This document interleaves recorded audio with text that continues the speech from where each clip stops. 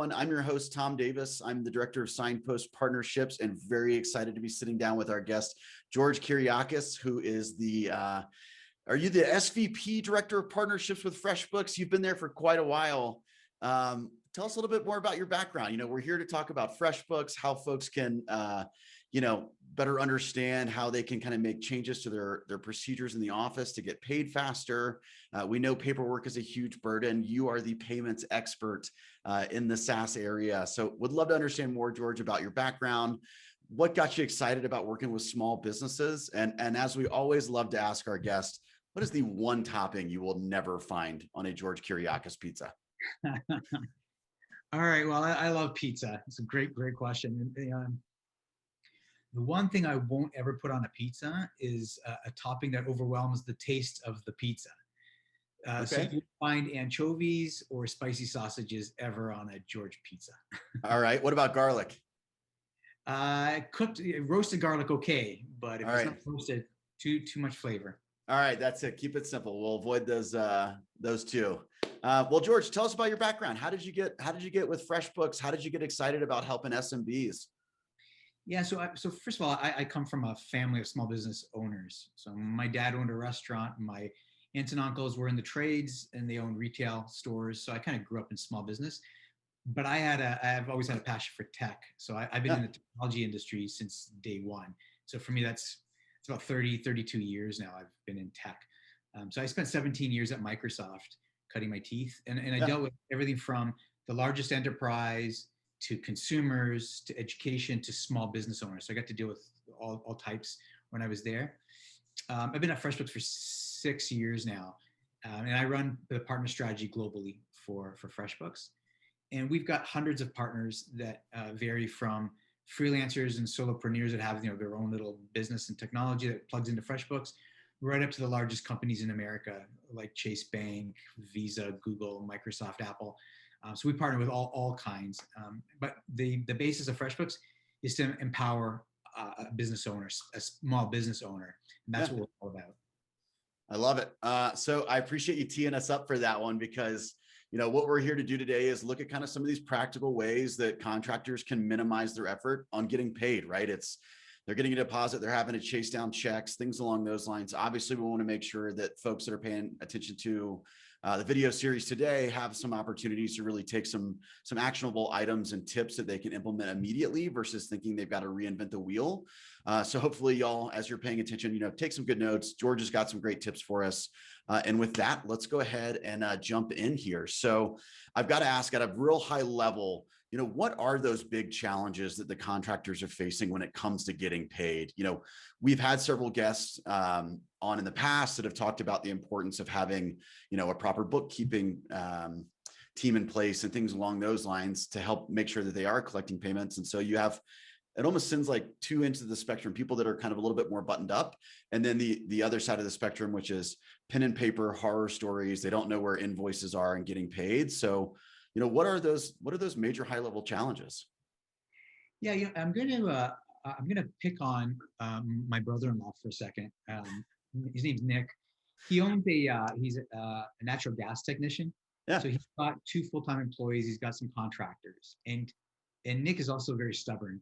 So he will not use technology. He just doesn't feel like he needs it. And I'm going to actually use him as the case study or example. When I look at what Nick does, and he's got a successful business, but one of his biggest problems is actually chasing the money down after. Right? So he gets paid by cash or check only, and he doesn't use any technology. It's all paper and pen based. The problems that he faces when a client doesn't have cash or check, which is often the case, he's either got to schedule time to go back and try and get paid, or try and schedule some time. And he relies on the client to transfer the money. And either way, once the service is provided in full, he finds that the clients feel less obligated to pay. And so he wastes a lot of time chasing the money, trying to get paid. And he actually writes off a lot of jobs where he just actually doesn't collect. He gives up trying to collect payment. Oh, really? So he doesn't even put them into collections. He just says, I'm not recouping this. It's not worth his time. So he may be owed a couple $100, and it's not worth his time to be chasing. So that adds up over time, right? Yeah, no kidding. 1 in 10 jobs, let's say, he doesn't get paid on, and it can be as high as that from what I've gathered in conversations. That really adds up. And so that's one big problem that he faces. Yeah. The other problem that he's got is just tracking all the work that he does. So he's got incoming and outgoing money. He's very paper-based. So he's got literally boxes of paper to track his expenses and his payments and his invoices that he writes, via paper in a ledger book. And he tells me that that's okay because he's got an accountant to do his taxes for him. Yeah. But the problem with that is he spends many hours a month organizing those papers, and he pays his accountant, number two. Yeah. The time that he spends to organize the papers aren't during the workday. It's in the evening or on the weekends because so he's losing time with his friends and his family. Exactly. And then the second problem with that is that he pays and I don't know if he realizes this, but he pays his accountant based on the time spent to do his books. And the more unorganized your paperwork is, the more time your accountant is going to spend doing your books, preparing your tax returns, and then billing you for it. So you actually pay more money to the accountant if you're not organized. Interesting. I didn't even think about that from the hourly component. Yeah. So he's got to get it organized on his end, and then the accountant has to go through it all to make sure it's organized in a way that makes sense. And he's getting pinged the whole time. Yeah, exactly. Huh. Okay. So you haven't been able to talk any sense into him, have you? I haven't. I'm hoping he'll watch your video and maybe it'll dawn on him how much money he's losing and how unproductive he is, and works around the clock. Yeah. So like if people are, doing with, paper pieces and all this stuff, to your point, like he doesn't realize that the more organized he is, he's actually going to end up saving a bunch of money, not to call your brother-in-law out, but like, are there any kind of like major contributing factors that you either see with him, since you used him as an example, or other business owners that are still using pen and paper to try to run their books? You make a great point here that you're effectively billing yourself twice because you've got to spend your time organizing it. The accountant's got to spend their time organizing it. Is it just people being stubborn? Like why do people not want to kind of modernize some of these processes? Well, I think the basic thing is that they're not tech savvy and they're afraid of technology, and they're, hey, I'm a gas outfitter, or I'm a photographer, or right. And that's what I do. I don't do computers, but what they don't realize, and Nick is very stubborn, is that certain applications have been built so they are really easy to use. Yeah. Right. And like with FreshBooks, you need an email and a password, and you're up and running. Right. A minute. And so they don't realize that you invest a little bit of time using some pretty simple applications can save you a lot of time. Right. The other problem is that as you become successful, your jobs can become more as a contractor, your jobs can become more complex and bigger. Yeah. Right. And that adds another level of complexity in terms of running your business efficiently. So if I use an example, you're a contractor who needs to provide an estimate on a proposal, and you need to get paid in installments because it's a big job. Yeah. Yeah. And so again, it's hard to collect the money when you're dealing with paper and pen. You're doing the work, you're delaying the work because, hey, I'm not going to do the next piece of the work until I get my installment. And so it makes you inefficient. And then your job's back up because this job is now gone overtime. Yeah. And so this efficiency, again, it's this reoccurring problem where it can cost you a lot of money. Interesting. Yeah, I didn't even think about that. If you're getting into these like multi-complex jobs, you're trying to run it by paper, are you using a manila folder and sending it out to the client? Like, how are you tracking those revisions, and how much time are you spending just trying to stay organized there?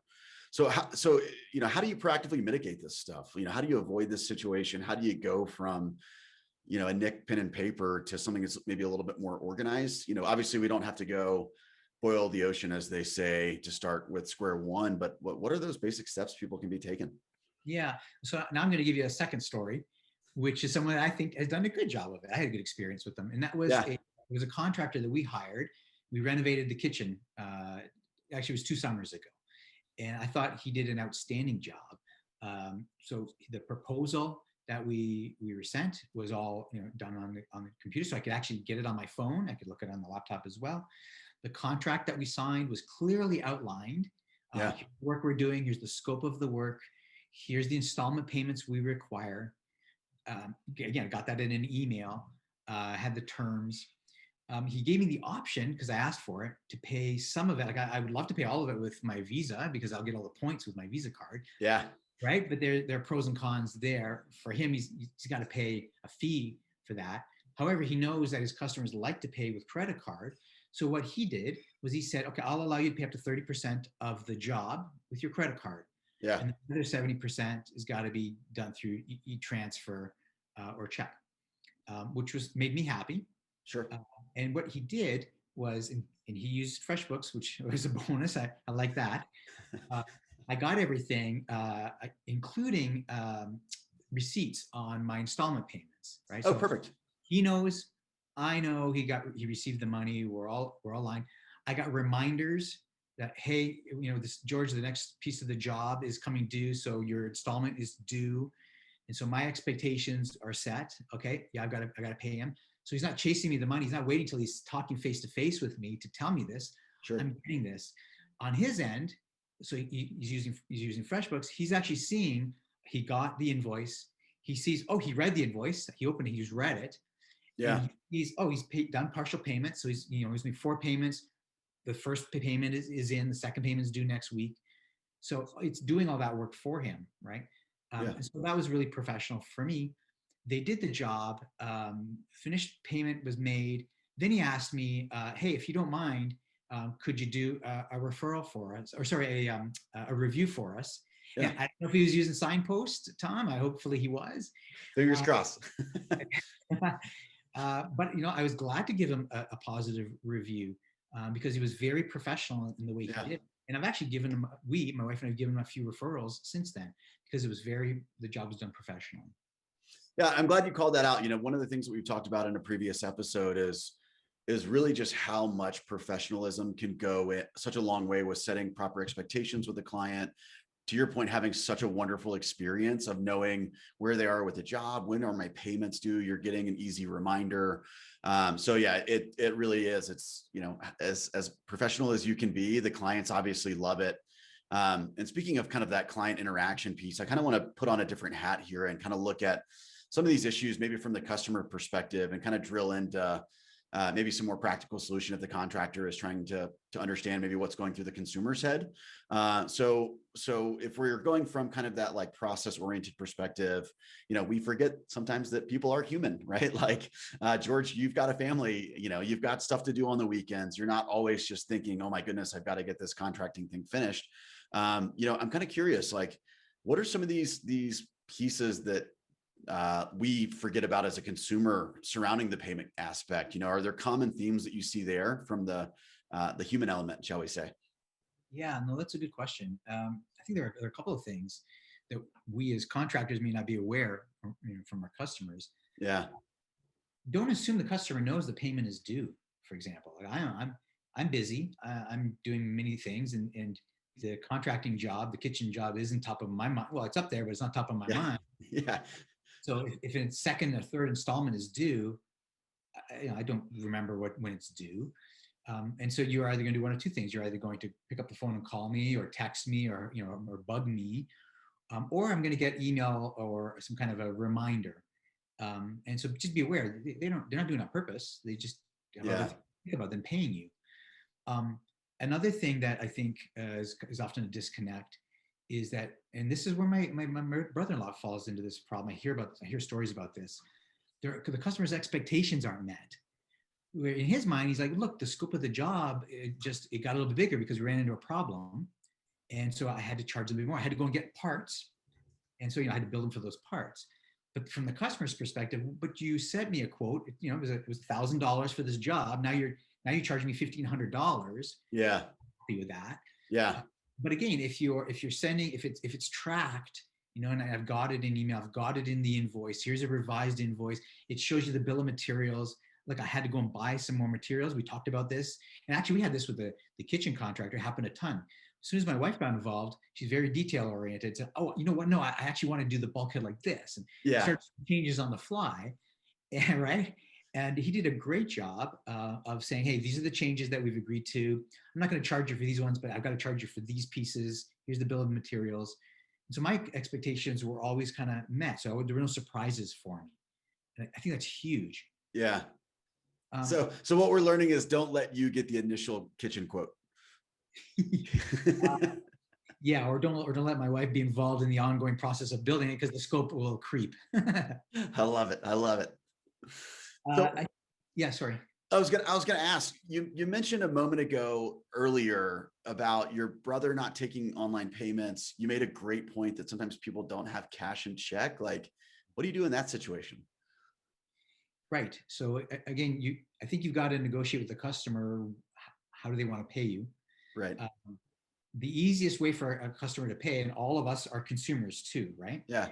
Uh, I like using my credit card for anything that's over a certain dollar amount. Like I'll do bank transfer, but again for a certain dollar amount. And so if you give me the option, I'll buy my car with a Visa, with my Visa. Why not? I'll get all those points. Yeah. But as a contractor, business owner, the more options you can give them, that makes sense for you. Sure. The better chance you have of getting paid in a timely manner, right? And so maybe that cash or check is part of the way to do it. But I think there's a trade-off with the percentage fee that you pay, like 2.9% on a credit card payment. With that, what does that dollar amount equate to? And I just got paid. I didn't have to worry about it. I got paid immediately on this. Right. There's a trade-off there. So yeah, maybe it costs you $100 on this job, but is it worth $100 of your gas time and time to drive back and forth and try and get cash or check? So I think giving your customers options to pay and making sure that you're comfortable with them helps kind of optimize for you the ability to get paid. Yeah. Yeah. I use like a sprinkler guy. He's a super nice guy, very old school, very, very reasonable, but as literally cash only. And for me, to your point, being a consumer who prefers to maybe use a debit card or a credit card, I have to consciously remember like, oh God, Buzz is on the way. I got to go run to the ATM. And then that kind of pulls me away from what I'm doing during the day versus kind of that notion of like, meet your customers where they are and give them some of those more flexible options like you called out. Yeah, exactly. So I've got a question. So, as we talk about this notion of maybe meeting the customer where they are and offering a variety of kind of payment options there, you mentioned kind of a bank transfer or an ACH versus, a credit card or something like that. Talk to us a bit about the back office. What does that kind of bookkeeping look like on the back end? Is it a super complex setup? Like, how does the small business take that step away from pen and paper to start implementing the technology in the office? Yeah, that's a good question too. So I think one of the biggest problems that the micro business owner has to deal with is that aside from their trade, whatever it is that they do and they train to do, they run it all themselves. So right. I'm the marketing department and I'm the accountant and I'm the operations manager and I've got to do all these things. And they usually hate doing those things, especially the accounting part of it, right? Nobody really wants to do the accounting part of it. And so technology, the role of technology and certain best of breed applications play is they can automate that stuff for you.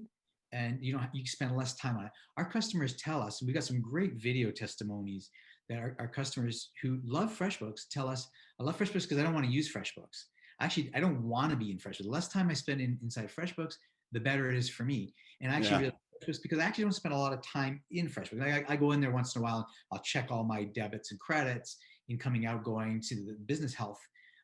But otherwise, I don't have to spend a lot of time in the application myself. And so if I'm a contractor like Nick who hates technology, that should be music to their ears. It's doing it for me. Like I can set it up so that if there are recurring payments or if there are installments or if there are reminders I need to set, I can just set it up so it does that automatically. I don't have to go in and send a reminder. It will send a reminder on its own because if the due date for installment is this day and you set it up that, hey, within 5 days after that, if I haven't gotten my installment, please go send me a reminder, FreshBooks, or go send my customer a reminder. It does that for them. And so that's the role that technology can play for these really small business owners. It'll do the work that you really aren't trained to do, nor do you enjoy doing. Right. And that's huge. And I give you another example. If I use stats, customers that use FreshBooks and automate their payments on average, and we have 24 million users in 160 different countries. So we have a lot of people using it. On average, they get paid 14 days faster than if you don't automate payment. Oh, wow. So back to that, original question: is it worth $100 of a payment to Visa or MasterCard? It probably is if you're saving 14 days in terms of the speed of getting paid. Yeah. And then the other stat, Tom, is on average, our customers spend 8 hours less a month on the billing, on like doing all that paperwork and sending out the invoice or going and driving out. They're spending on average 8 hours less a month. And that's usually their weekend and evening times. Yeah. I mean, that's the thing is, for folks that have been following along for several of the series, they've heard me talk about it. I grew up in a landscaping family. Dad was very much so like Nick, pen and paper. And he, after dinner, he would go to the dining room and sit at the table and spread out and, solidify all of his notes, and he'd work for another 2 or 3 hours. It's like, dude, you've got to take advantage of the modern technology and try to take some of this off your plate. But he's a bit stubborn, a little old school, but it worked for him. So, but yeah, I mean, if I could have said, hey, I'll save you literally 1 working day a month trying to automate this, and you're getting paid 14 days faster, like kind of a no-brainer there. Yeah, my dad was stubborn too. He would spend hours, the evenings, in his little office down in the basement. Yeah, that's what he would do, is paperwork on a ledger. Yeah, knock it all out. That's the way it was. So, as we tease our dads and their stubborn ways, obviously younger generations are always on their phone. How far has kind of the finance come from like a mobile first perspective?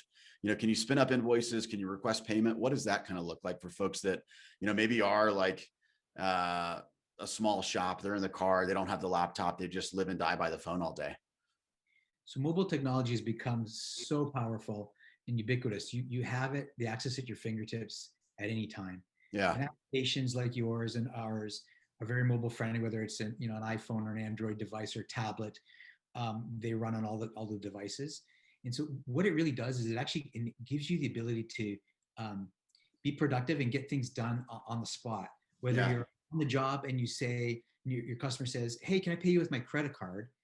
You can take credit card payment on the spot with mobile technology. So you don't even have to send them the invoice after the fact. You can since you've got them there in front of you, you're finishing the job, you could take credit card payment on the spot. And so that's huge. Yeah.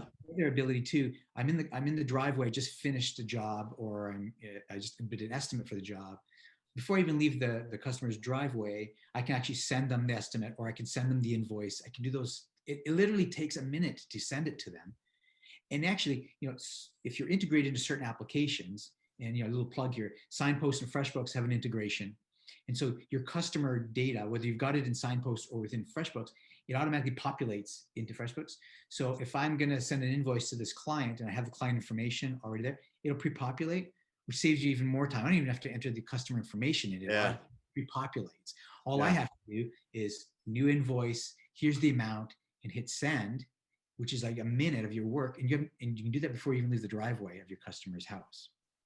Done. Yeah, you already got a leg up on the competition. I mean, I've told this tale before, but when we rebuilt a deck back in Georgia, we got 2 competing offers, and we were house poor as could be, so we went with the lesser option. But we really regretted not going with the guy who, to your point, before he left the driveway, we had a PDF, estimate in our inbox, very professionally done. To your point, level set expectations.